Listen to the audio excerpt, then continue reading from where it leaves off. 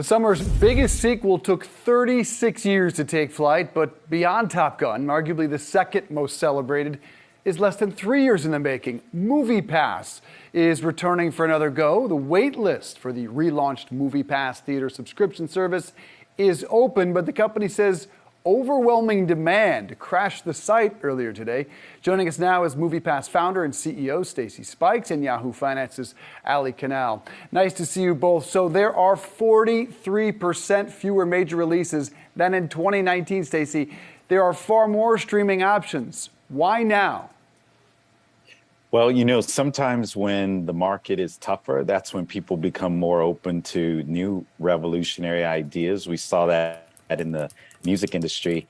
And the slate is lighter now, but we know that there's 2 years worth of content that's been pushed back that we're really excited and want to get in front of. So you've got Avatar, you've got the new Black Panther coming. So there's some pretty big titles on the way.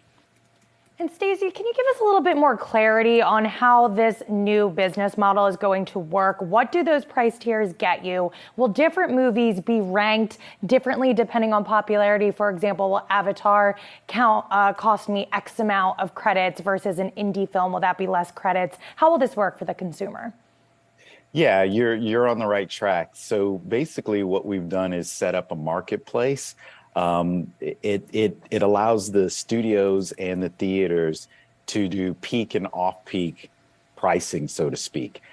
So if there's Top Gun comes out in its opening weekend and that's peak pricing, but Top Gun is in its fourth or third month and you want to be able to still get people to come in, you'll be able to use fewer credits for that. So for the previous MoviePass was kind of this one thing for the consumer and one thing for the theaters. Now there's the variable pricing that will be able to happen between the two of them.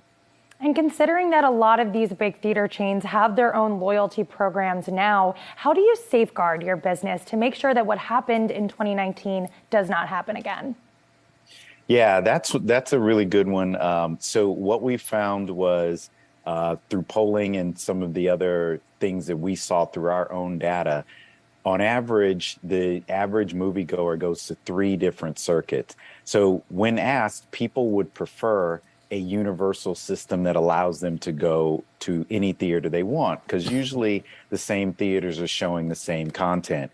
But if you're in a rural area or you're in an area where there's only one of the majors, then MoviePass might not be for you. But what we found in the major cities, people want the ability to go to multiple circuits.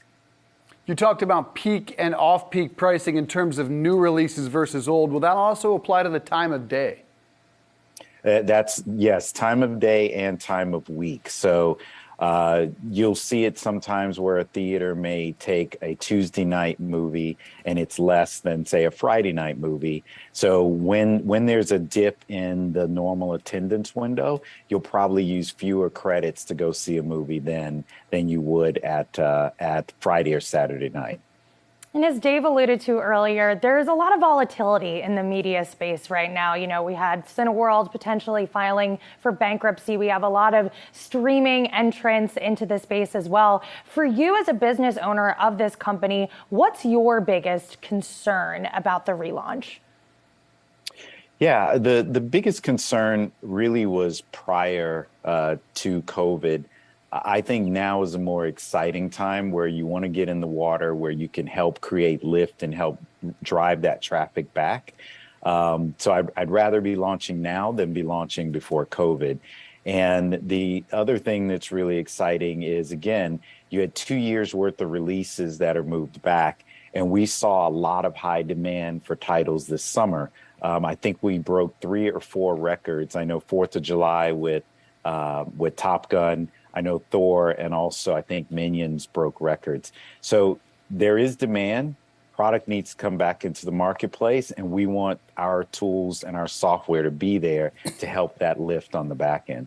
Stacy, I tried to sign up for the wait list today. Got an error message, added several thousand on Twitter. What went wrong? How many did sign up? And what are your expectations for subscribers? Yeah, so this morning it went live Eastern Standard Time at 9 a.m. 30,000 people signed up the first 5 minutes, and then the system went down and crashed. So it was down for about 2.5 hours. It's back up. I've been in a room doing interviews all day, so I don't know what the latest numbers are, but we're really happy with people's excitement about MoviePass coming back. That shows the retention that the brand has and consumer excitement. So I'm not sure where we'll be with signups. That's the next stage we'll have to do. We're going to start opening markets over Labor Day weekend. And the way we're doing that is we're looking at markets that have a lot of sign-up excitement, in addition to markets where there's exhibitors who are doing partnership deals with us. So we'll rank those in order, and we'll start with those theaters. All right, Allie and I just want to see some free popcorn thrown in. That's our only suggestion, our only ask. Stacy Spikes, appreciate you joining us here on the show. Thank you.